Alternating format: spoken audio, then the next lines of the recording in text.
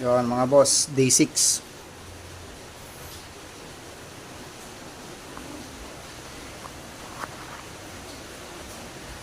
Ito, may nakawalang 10 kahapon. Aksidenteng nakawala. Pero kahapon ang bumalik siyam. Tapos yung isa nagpagabi. Kababalik lang kanina.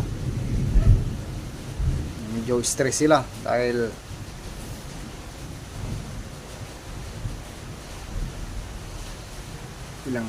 ilang oras din silang pumitik-pitik kahapon, pero bumalik lahat. Kaya medyo maganda tong location ng loop ngayon. Madali nila hanapin.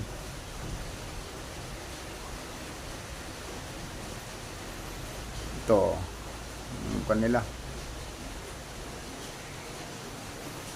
So ganito yung itsura nila kasi ulan. Gusto nila maligo.